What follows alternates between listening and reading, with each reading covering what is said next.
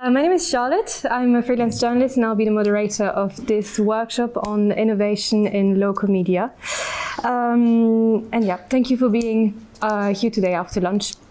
What I want to say is that whether you're a journalist, a student, an editor or manager, or just someone caring about the future of local storytelling, your presence in this room really matters. And I've seen the project presented along the day on this scene, and it's quite impressive what has been done so far. So as I just said, today's workshop is about innovation in local media, why it is essential, how it is evolving, and what we can do to ensure that it survives and how to make it thrive. To do that, we'll focus on three key areas. Sustainable business models, because we all know that quality and meaningful journalism needs some strong foundations. We're looking to, on a broader scale, innovation in local media, looking at new formats, platforms to fresh approaches that reflects the need of our diverse communities. And finally, how to reach our audience with different means.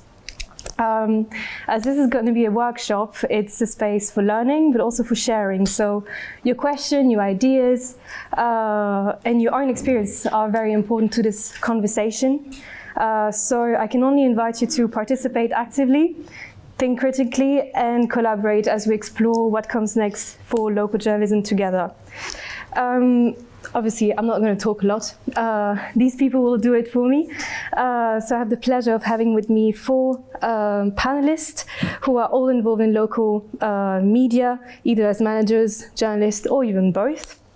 From across the sea, we have Lois, the managing editor and reporter for the Dublin Inquirer, which has been informing Dubliners since 2015, if I'm not mistaken. Right, yeah. From the Netherlands, we have Rens, who recently created Woestegrond, a community media outlet covering the news in Tilburg. Yeah. And we also have Luigi from SideStreet Malta, which we've heard about earlier. And finally, let me introduce you to Quentin Dariès, who comes from Sfera Network. If I'm not mistaken, it's a symposium of independent media across Europe. And he also works for a resource center for media called Mediane. A little bit of house rules. Each of them are going to briefly present their perspective or interesting case study or even their experience. And then, because it is a workshop, you'll have to get involved. We'll break the room in four. Two groups will focus on discussing sustainable business models, while two others will talk more about how to reach different audiences using different formats and building a community around your media. These small groups will be led by these lovely people. During this workshop, there will be at some point a very big QR code, which is leading to a Mentimeter where you can post your key takeaways of this session. And then we can all head up to coffee and continue discussing. So now that I've spoke, I'm leaving the floor to Lois. Okay, great, thank you. Hey everyone. Yeah, I'll be quick. I think we have 5 minutes. So I'm just going to talk you a little bit through our kind of ongoing search for a sustainable business model, which obviously is constantly evolving. And also note that I don't think any of us would pretend to have the answers to this. It's a bit of a poisoned chalice of a subject. So just to give you a brief intro to us, I run a newspaper called Dublin Inquirer. We were set up 10 years ago next month. Basically the idea was to do good quality local journalism, not breaking news really, but the kind of second day in-depth stories. We have a monthly print edition. We publish online. It was once a week and now it's twice a week. And we run events and kind of community outreach kind of programs.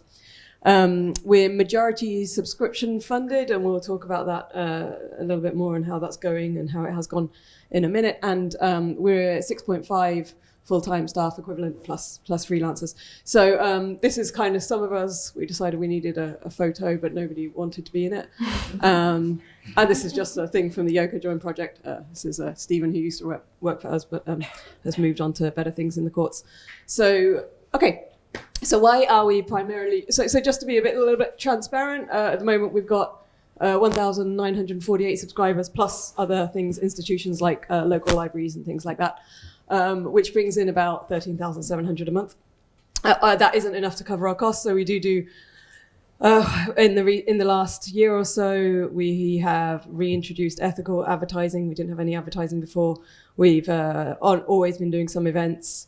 We do apply for grants for particular projects and things like that, but that is our kind of core based funding that we are mostly focused on trying to build, and still believe that we want that to be the vast majority of what we rely on. Why subscriptions?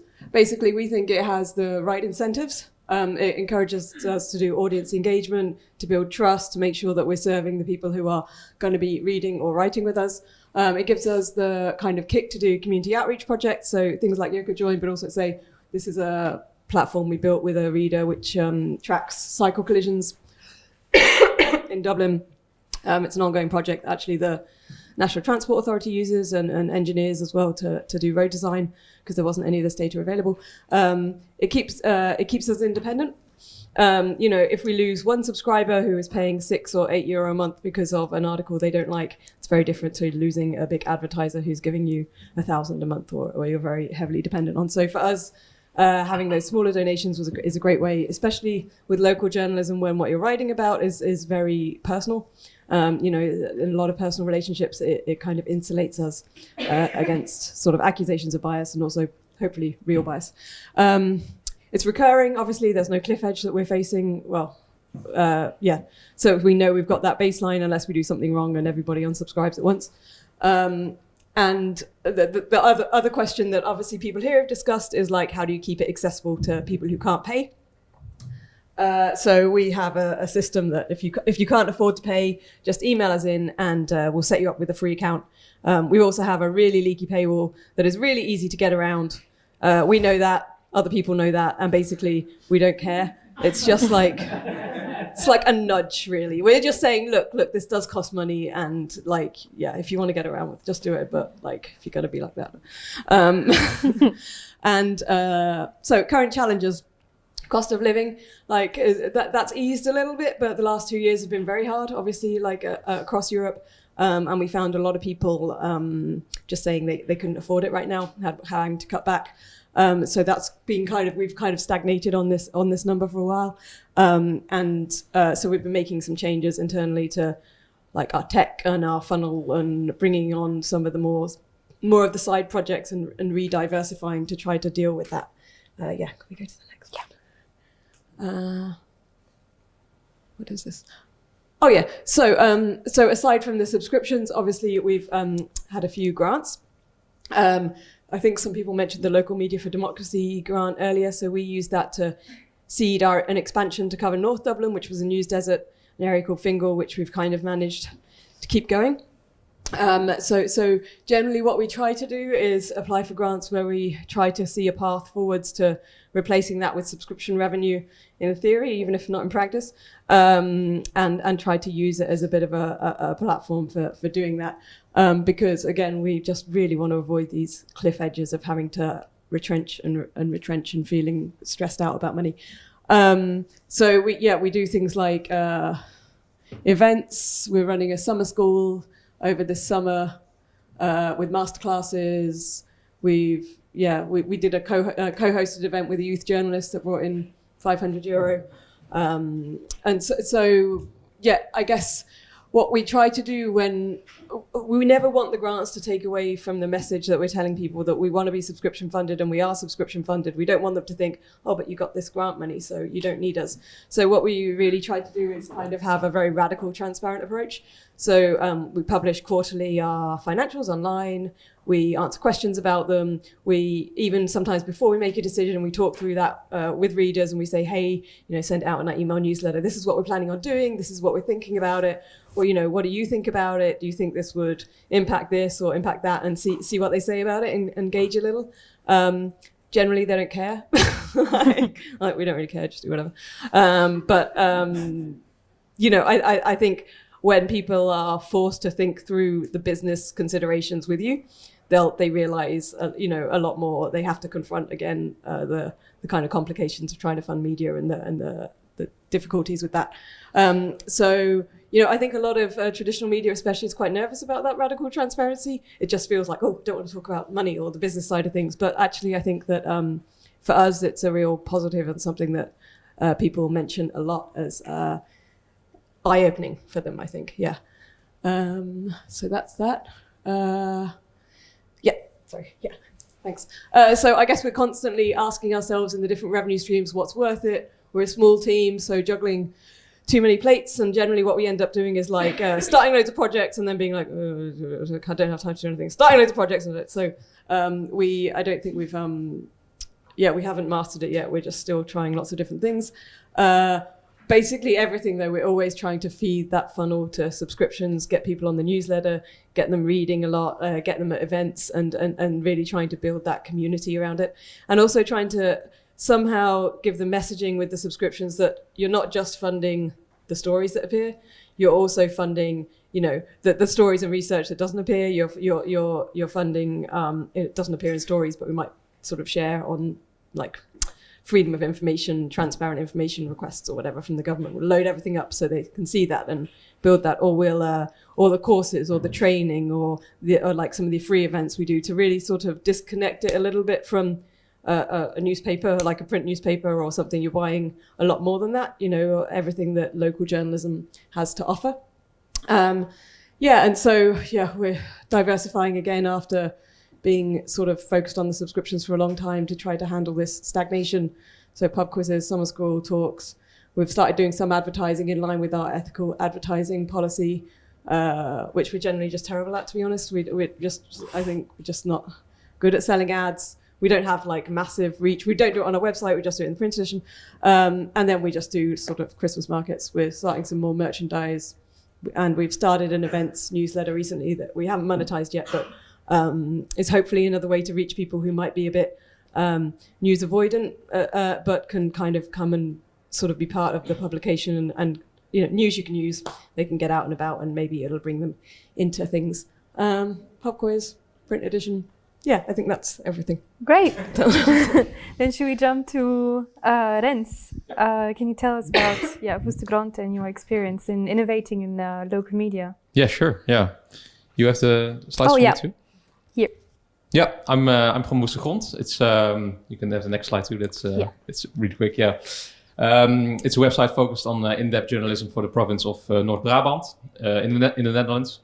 It's a province with 2.6 million inhabitants, and it was launched a year ago after crowdfunding.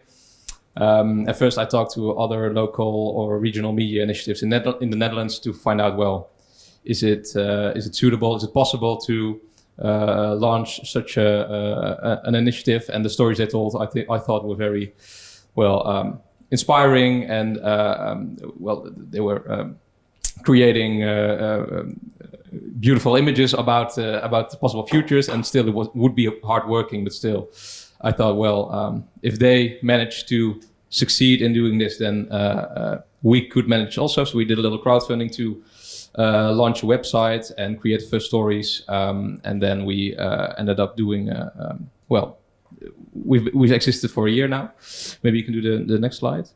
This is our website. We have the central story at the top, and the next slide you will see the stories we published earlier, and in the next slide you will see the main focuses of our website. So we do have more social categories like culture, public space, architecture, the identity, politics, and we do not focus on the day-to-day news like you as well, but we focus on more in-depth journalism, which really is something different than what already exists in our province, because we have a very traditional media landscape with printed newspapers, broadcasting companies, local and regional. But this digital-only in-depth platform didn't exist yet, so we thought, well, we might found it as well. Maybe we could do the next slide. There are 6 characteristics which are the unique selling points of our platform. The first is that it's mainly digital, so it really is different than what the traditional media has to offer. And we do have collaborations with printed local media, so our stories are as well online and in printed local media, so we cover both facets of that. We only perform in-depth journalism, so the day-to-day journalism we skip. We let that to other media players in the field. We make radical stories. I'll tell you a little bit about it in a minute. We have the power to innovate because we are a very small initiative, and we see, well, those bigger newspapers or bigger broadcasting companies, they sometimes do lack the ability to innovate because they have to go through a lot of layers, encourage a lot of people to do certain things, which always makes it a little harder. It's grassroots founded, so it's founded by journalists themselves. Freelance journalists are connected, some marketeers, and it's not founded from the top. And the stories focus on the entire region. In our region, there are multiple newspapers who only focus on certain parts of the province, and we thought that this province is really an identity thing for us, so we focus on the entire region of Brabant. We get the next one. Well, this is one of the stories we made. It's one of the first stories we made. We made it in the last summer, where news was really there was really few when there were really few news stories in our province, and we filled 10 wallets with money, with tickets, with whatever in a wallet, and we handed them out to police stations. Like, well, we found this wallet on the street, and we want to hand them in. And 3 weeks later, we went to pick up those wallets again, and we found that in 5 wallets, or in 4 wallets, there was money missing. So there were police officers who weren't really, true or honest. So they stole some money, and of course we asked questions on who did this and how could this happen. And a lot of police officers and also members of the municipality were really holding back because they weren't really eager to let us know what happened to the money, or they said, well, we don't know, or they really said, well, we don't actually know, but I think it's on the next slide. We could make a few stories about that, and there was one police station, well, they said, well, we have one of our employees, and he said, well, he took the money out of the wallet, and they started an investigation, so you can really follow up this large investigation with multiple follow-up stories. So that's what we did, and there was another municipality who, they said to a recherche bureau, I don't know it in English, but an external office who would really investigate what happened there, put a lot of money into that, and in the end, they also didn't know how the money disappeared. So that's a lot of interesting follow-up stories we made about that first story.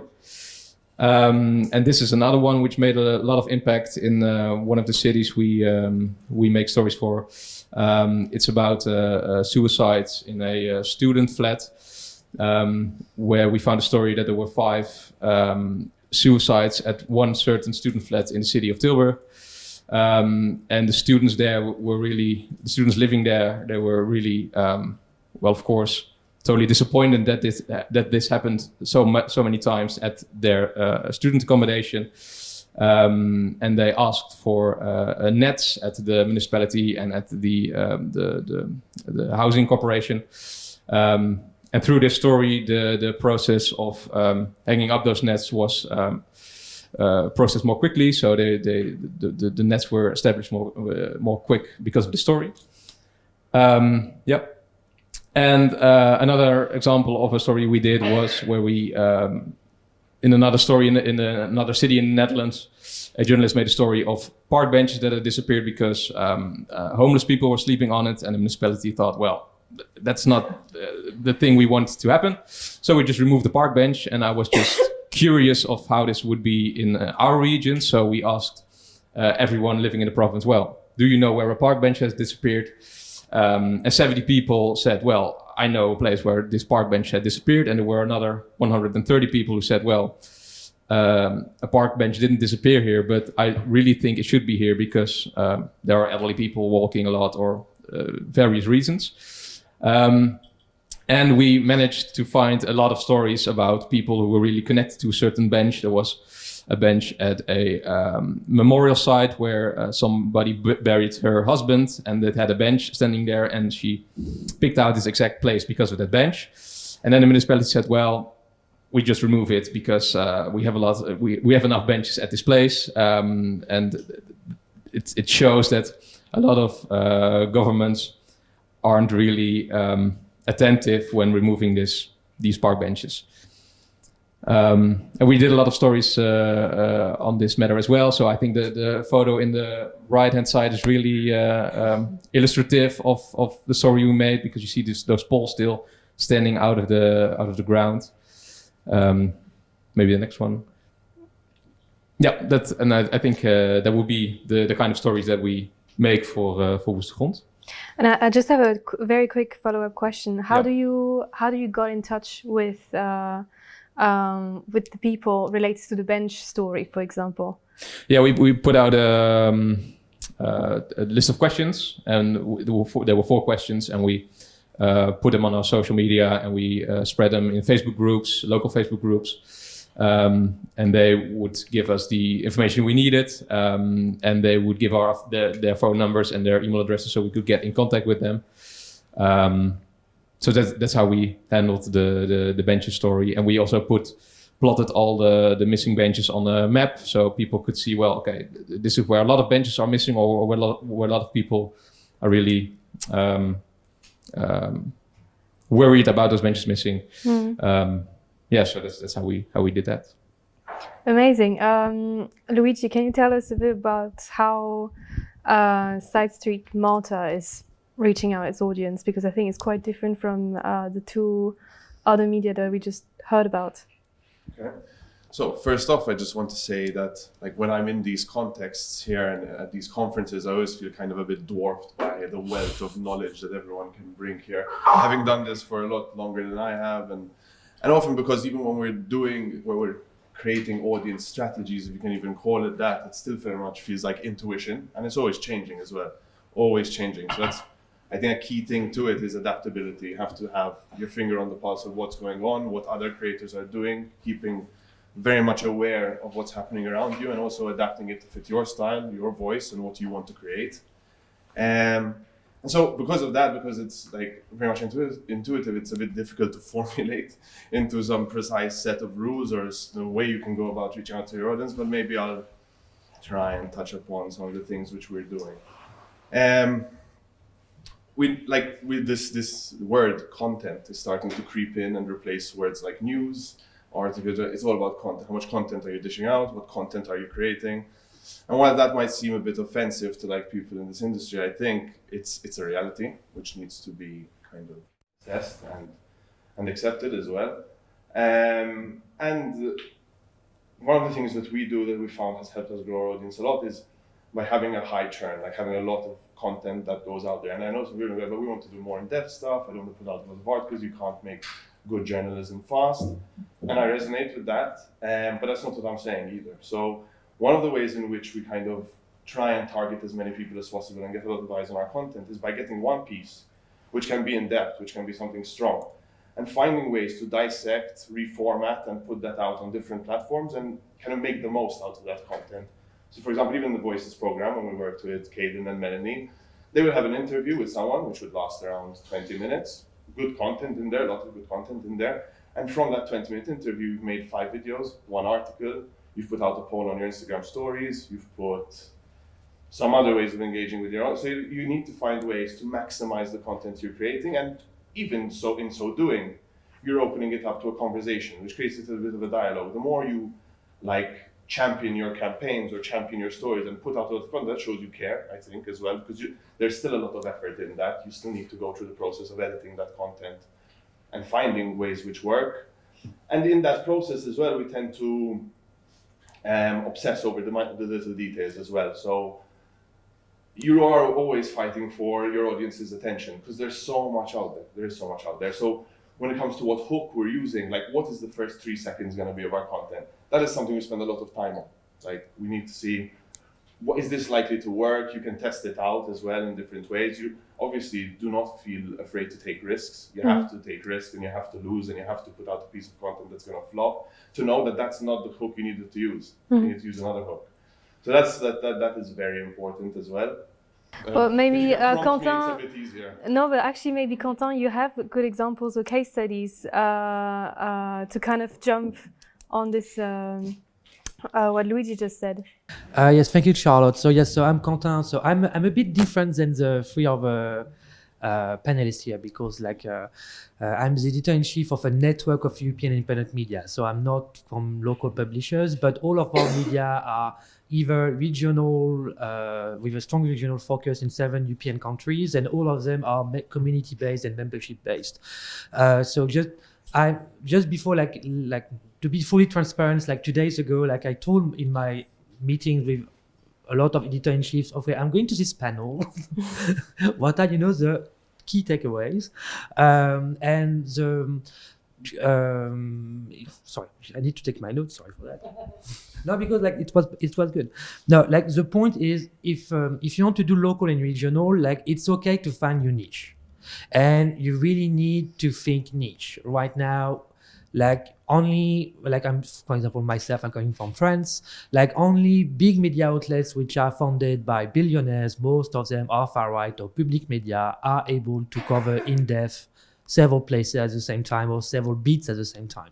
So it's okay, even if you are local media, we need to find your niche. And finding your niche sometimes is okay to make, it's to make a bet, but also, okay, I'm going to find my niche and after I'm going to expand this niche. And how you are able to build, okay, right now I really want to target, I don't know, especially for local media or for my partners, socially engaged persons.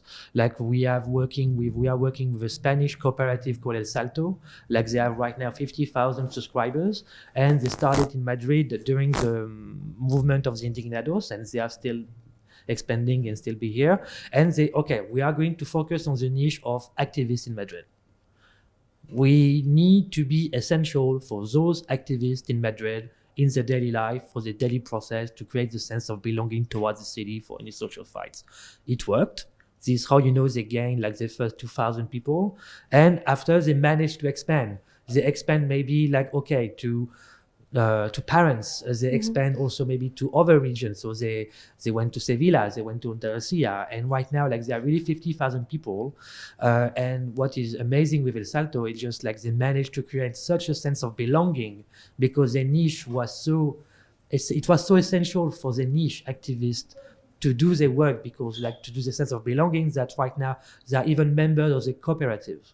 So under Spanish law, they are somehow, let's say, their subscribers are shareholders. I could do 3 hours on El Salto because they really revisited We have everything. only a few minutes. But so. sadly only a few minutes, and I think the workshops are going to be much more interesting of what I'm going to say.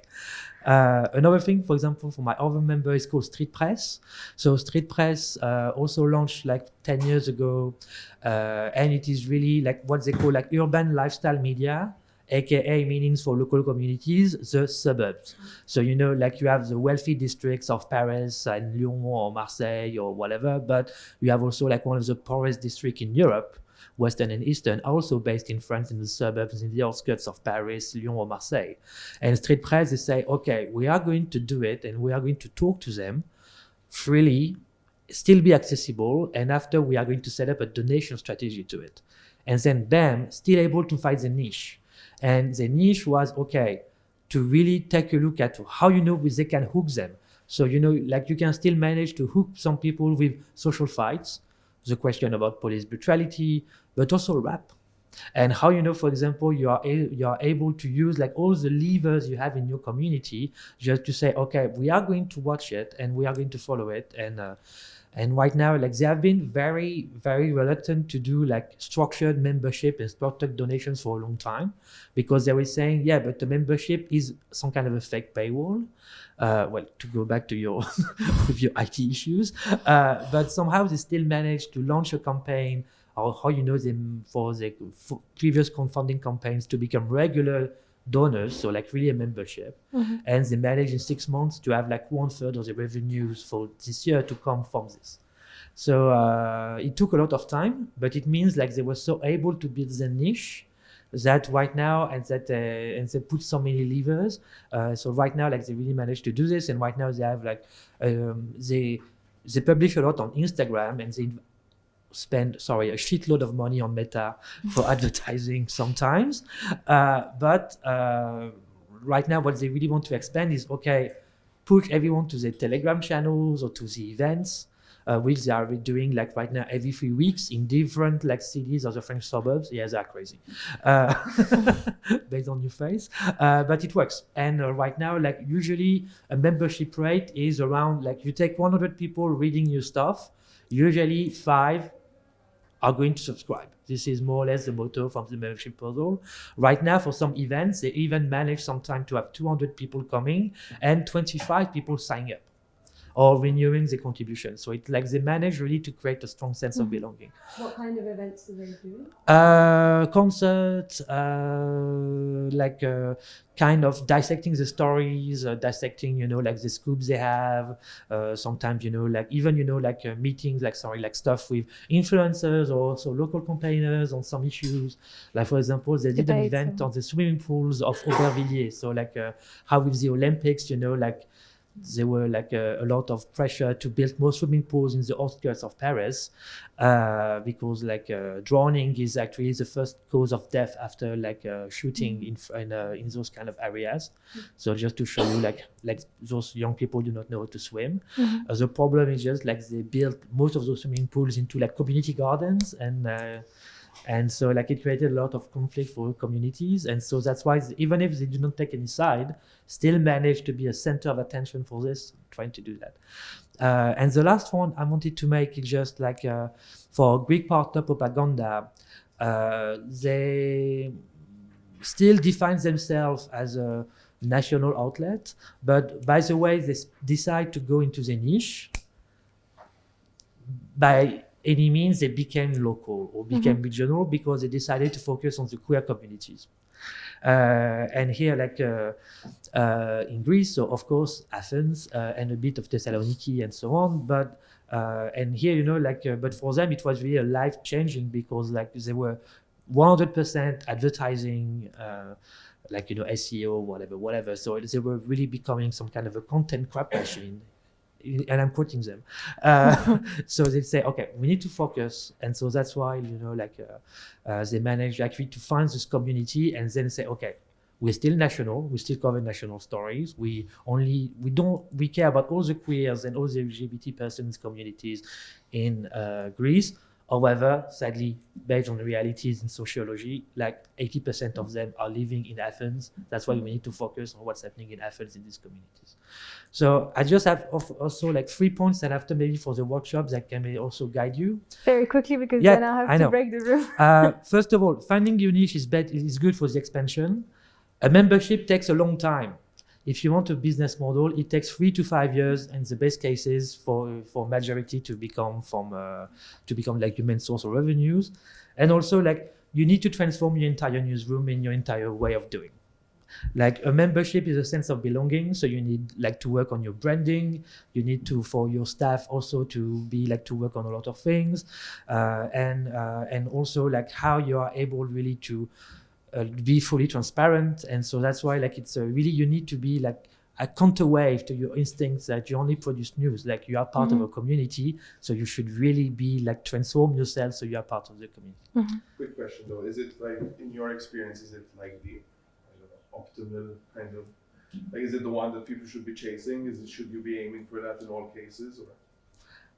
based on what I've read and based on the feedbacks of my partners, like this is like it seems like those are the three most stable rules for some kind of a sustainability, and also be not relaxed, but be like relatively breathing with your A bit more with your relieved. future.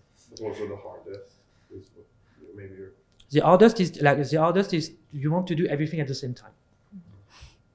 Well, maybe we can talk about that more in depth in the workshops.